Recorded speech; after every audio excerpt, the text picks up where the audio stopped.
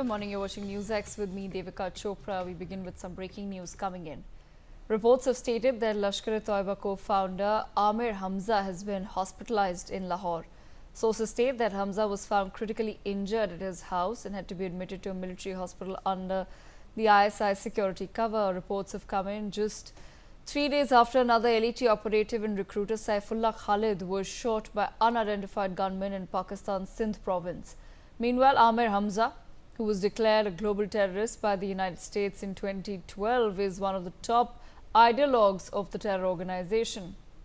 Hamza was also active in India in the early 2000s and was one of the minds behind the 2005 attack on the Indian Institute of Science in Bengaluru that left 1 dead and 4, including a pregnant woman, injured. Videos have also been circulating on Pakistani media allegedly showing an injured Hamza. My colleague Ajay Jandial with us on the broadcast. Ajay, take our viewers to the details, please. Yes, Amir Hamza, who is basically wanted and most wanted terrorist, he has been shot by unknown gunmen in Pakistan, and is critically injured and shifted to the hospital, the military hospital of Pakistan for the treatment. And this shows that how Pakistan army basically is sheltering these terrorists, and these are basically assets of Pakistan army which they are using to disturb peace over here in the Jammu and Kashmir and rest of the India. They are responsible for a number of attacks, and Hamza is among the terrorists who was active in 2000 in India, and he is responsible for a number of terror attacks as well. So that's why he is very he was very dreaded terrorist, but now he has been shot and he is critically injured and shifted to the hospital. Unknown gunman 2 days back they targeted one more terrorist over there in Pakistan whom they killed, and this is another attempt, and this is nothing new. If you see that for last several months this is happening in Pakistan, and the rebellion terror groups, they are doing such things over there in Pakistan, and these people, those who are active and those who are assets of Pakistani army, they have been killed there. Ajay, what exactly are we learning of how this LET terrorist found himself in this situation? According to information, he was basically, roaming near his locality, and some unknown gunmen reached there and they opened fire on him, in which he fell down. And some local, they have seen and identified him that he is Amir, and immediately, this information goes to the police. They rushed to the spot and evacuated them. And army, come to the action after they came to know that he's a founder of Lashkariba. They immediately shifted him to from civil hospital to a military hospital where his treatment is going on. So this is what exactly has happened. As of now, there is no statement from the army or the Pakistani police side that what has happened, because they know that if they will say anything about him, then definitely they will be in trouble, because everyone knows that Pakistan is a heaven for the terrorists for last many years. Okay, Ajay, I request you to stay on with us. Group Captain UK Devnath also with us on the broadcast. Group Captain Devnath, interesting developments we're learning from Pakistan, wherein just a week after a top LET terrorist and operative Saifullah was shot dead in the Sindh province, we're now learning through certain videos that are circulating online on social media that a man by the name of Amir Hamza, who is supposed to be the LET co-founder and a close aide of Hafiz Saeed, has been shot dead as well. Okay, do we have Major A.K. Sivach with us? Major Sivach, if you can hear me, sir, same question to you. What does this indicate of the current situation in Pakistan, sir?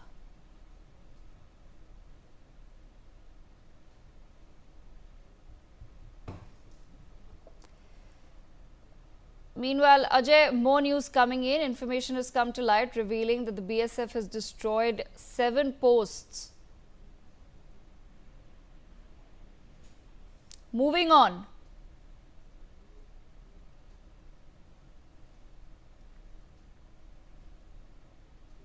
The BSF has destroyed 7 posts of Pakistan Rangers in the Samba sector on the 10th of May amidst the India-Pakistan conflict.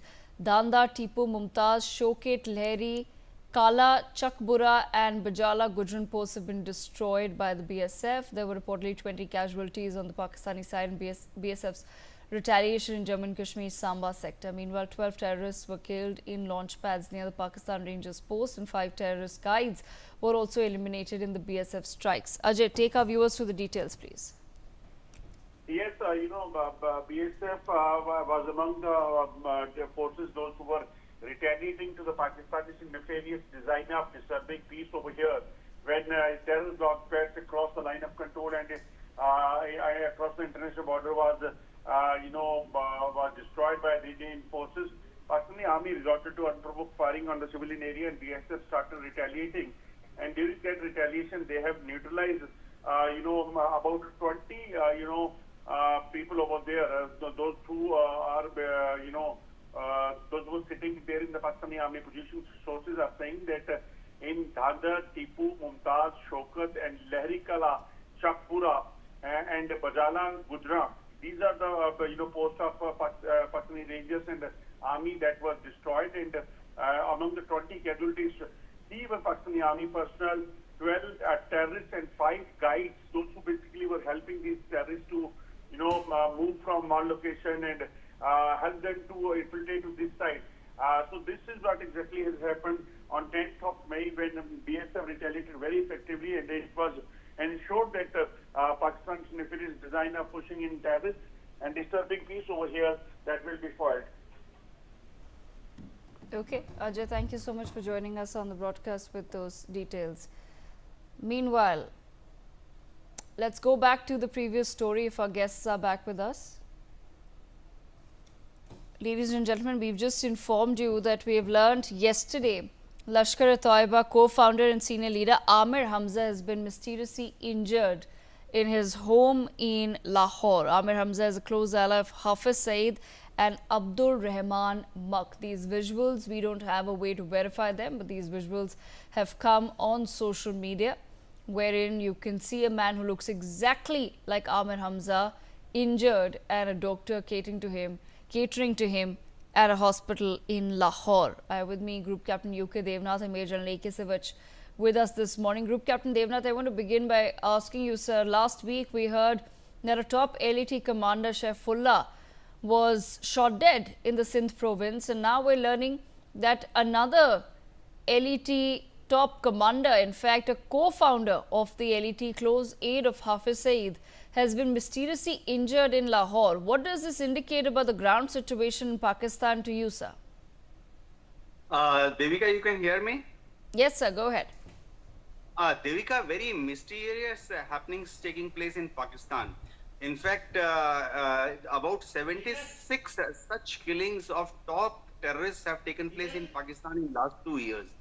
Pakistan government is saying that even ISI has proclaimed, and government spokesperson has said repetitively that India is behind these killings, and in fact they have named our agency RAW, Research and Analysis Wing, that RAW is organizing these killings in Pakistan.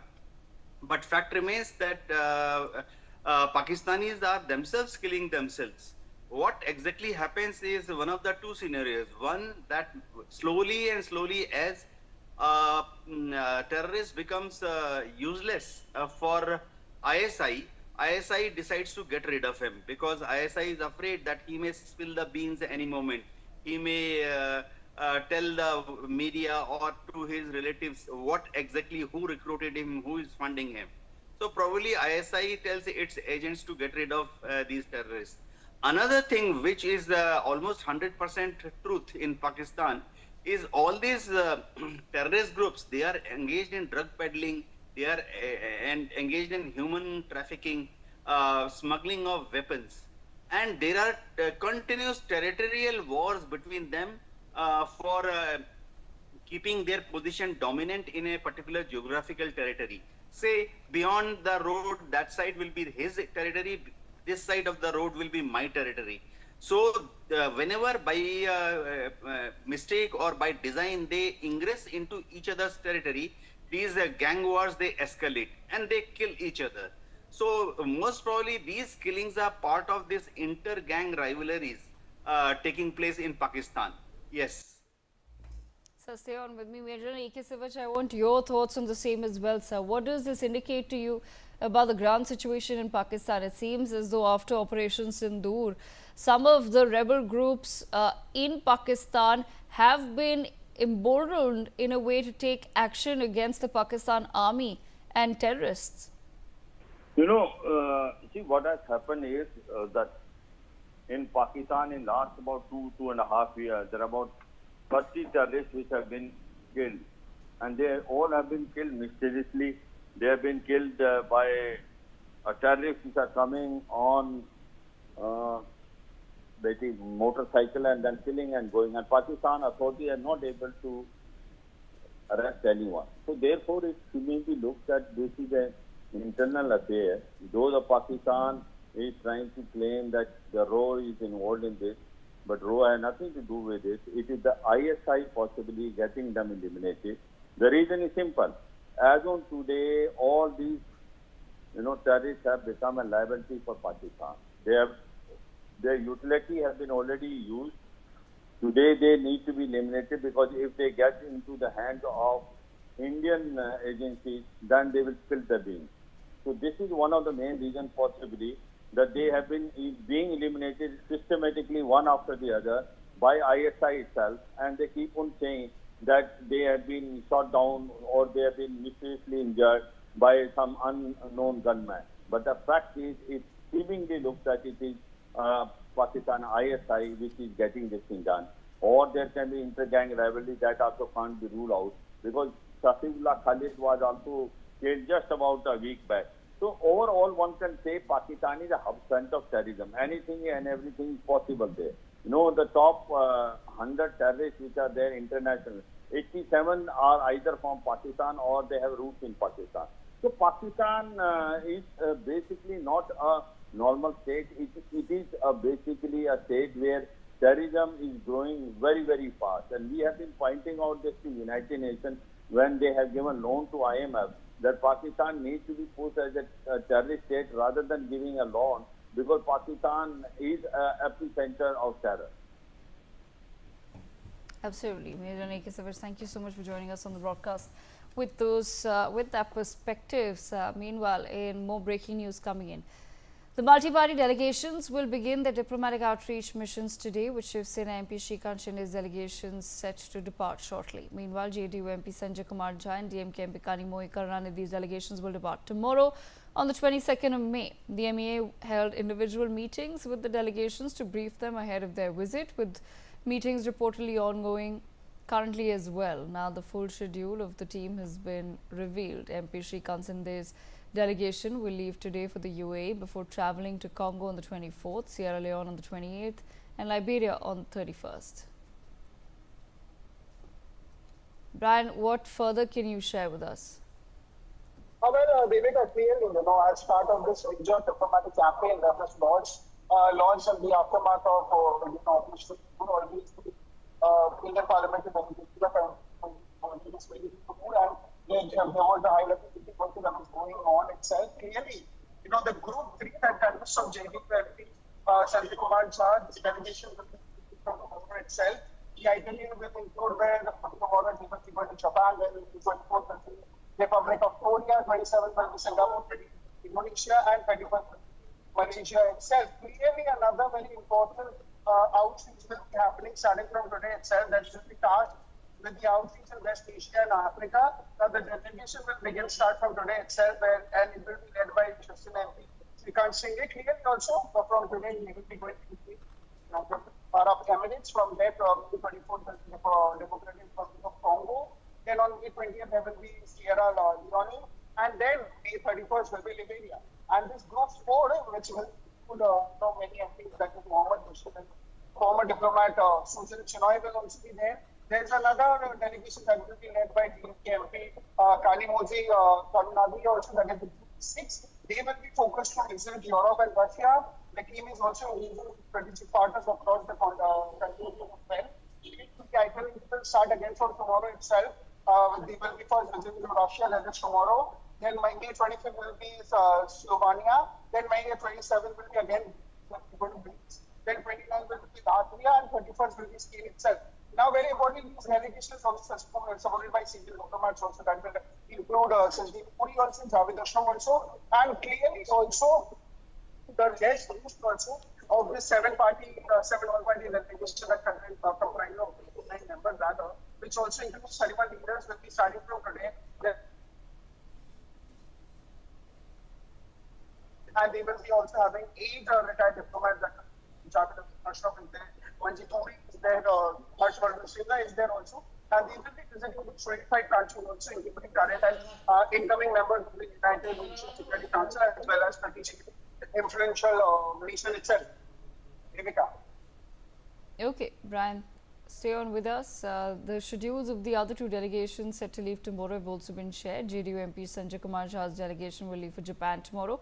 Further moving on to South Korea on the 24th, the Singapore nation on the 27th, Indonesia on 28th and Malaysia on the 31st. Meanwhile, DMK MP Kari Mohi's delegation will travel to Russia on the 22nd, Slovenia on 25th, Greece on 27th, Latvia on the 29th and Spain on the 31st. Brian, there has been some thought that has been placed on picking the countries where we're sending out our delegations, focusing mainly on the United Nations Security Council. Clearly,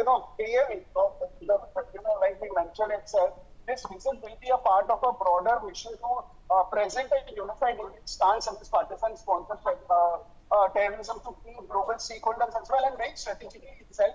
These locations have been mentioned that we were speaking just now, where the group we will be Japan, Korea, Singapore, Indonesia, Malaysia. Then there's another group that is group 4 also, which will be led by Chief Minister M.K. also. Congo, Sierra, with Liberia as well. And these locations have been very strategically mentioned itself also. There have been many such locations. There are 25 countries, and also this will include the current and incoming members. Also, the UNSC itself, terrorism is also coordinating this very high-level leaders. Also, there will be Ravi Shankar Prasad, Bejan Panda, Supriya Sule. They will be also there. And very important thing that India's message is clear. It is very clear. The country stands united against terrorism and will work with the global community itself to expose and counter Pakistan's long-standing policy of using terrorism as an instrument of state policy itself. So that becomes a very transparent picture also, that the leaders will be going and presenting to the world itself. Okay, all right, Brian, stay on with me. BJP leader Dilip Ghosh has reacted on TMC appointing General Secretary and MP Abhishek Banerjee for the all-party delegation visiting key partner countries as part of India's global outreach against terrorism. Ghosh has stated, and I quote, if TMC does not speak against Pakistan, it will be difficult for them to survive politically. Listen in.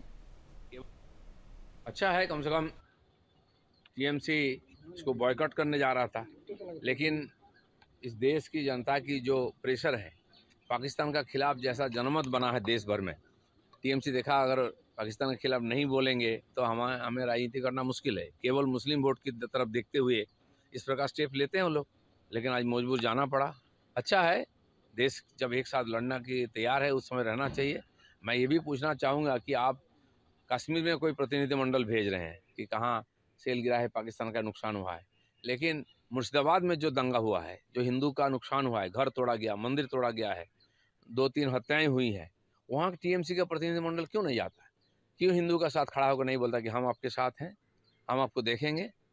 तो यहाँ जो पीड़ित है उसको देखने नहीं जाते हैं। ममता बनर्जी 15 दिन के बाद जाते हैं, जब एविडेंस मिटा दिया जाता है, मीडिया के सामने ना आए, मीडिया को घुसने नहीं दिया जाता है, इस प्रकार परिस्थिति बनाया जाता है।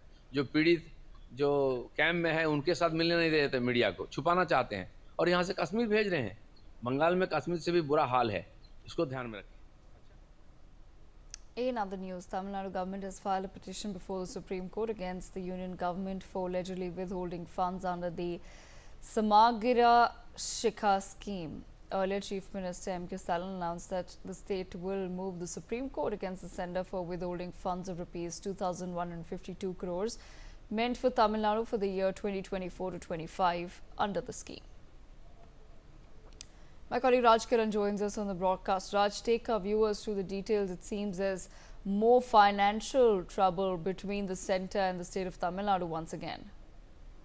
Yes, Devika, the Tamil Nadu government has filed a petition before the Supreme Court against the union government for alleging withholding funds under the Samagra scheme, Samagra Shiksha Scheme, where we have seen on Saturday M.K. Stalin, Tamil Nadu Chief Minister, in a book opening ceremony, he has alleged that because the Tamil Nadu government have not supported the national education policy, that's the reason the central government have holded the funds which has to be allocated to Tamil Nadu, that is 2,152 crores, which has been stopped by the central government. And also, he also alleged that because we are the two education policy in Tamil Nadu is the best thing where we has been following from a very long time, but three education system is not going to suitable for the Tamil Nadu state. So that's the reason we have opposed that. But keeping that in eye,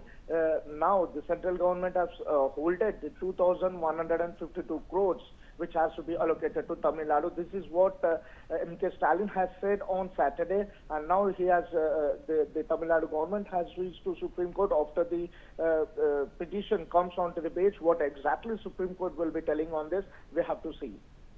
Dekha. Okay, Raj, thank you so much for joining us on the broadcast. Meanwhile, in more news, Jammu and Kashmir Chief Minister Omar Abdullah has thanked the Ministries of Minority Affairs and Civil Aviation for promptly acting on the J&K government's request and scheduling additional flights for 1,885 Hajis who couldn't undertake the holy journey earlier due to flight disruptions. This comes after major disruptions to airspace and flight schedules in Srinagar following tensions between India and Pakistan. My colleague Ashik Mir with us on the broadcast. Ashik, take our viewers through the details, please. Well, absolutely, Devika. Jammu Kashmir Chief Minister Omar Abdullah has said that, and he has thanked the Union Ministry Kiran Rijiju and Civil Aviation Minister Ram Mohan Naidu for swiftly responding to his appeal and arranging additional flights for 1,885 Hajj pilgrims who had earlier missed their journey due to the flight disruption caused by the Pahalgam attack and the conflict between two countries, India and Pakistan earlier. Just a week ago, Abdullah had requested the central government to provide more Hajj flights from Srinagar to accommodate the backlog of 1,895 pilgrims affected by the recent disruption. Now, he has thanked the central government. Earlier, we have seen that Omar Abdullah flagged off the first group of 178 pilgrims heading towards Saudi Arabia for the holy journey. Right now, he has thanked the J&K.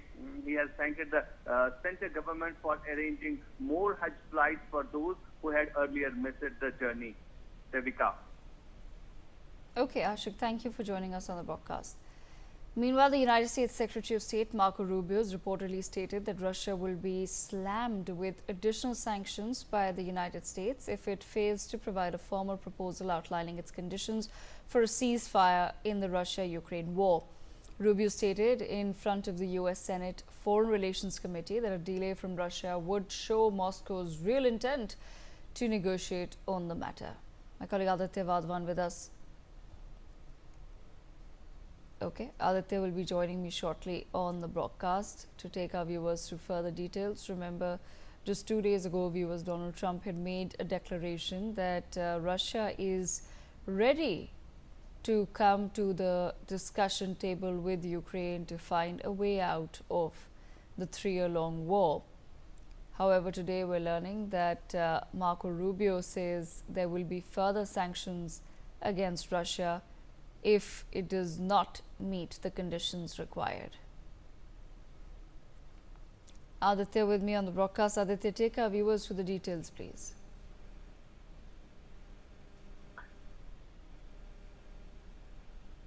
Aditya, can you hear me? Yeah, definitely. So exactly, if you see, there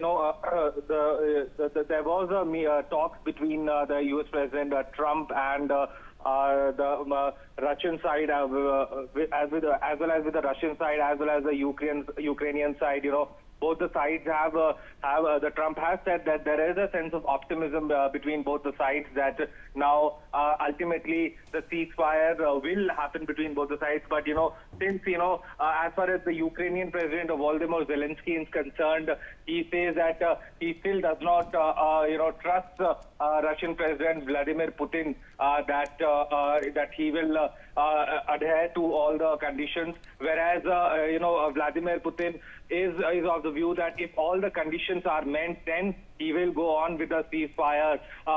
We have seen in the past also, when U.S. President Donald Trump has held talks between the two sides, that a possible ceasefire deal can be achieved, but all the efforts have failed in the past. Now it needs to be seen whether this time a ceasefire deal happens between both the sides or not. This needs to be seen. Yes, Devika.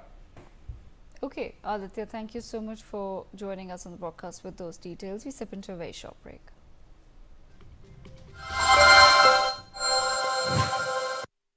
सस्ते वाले दाल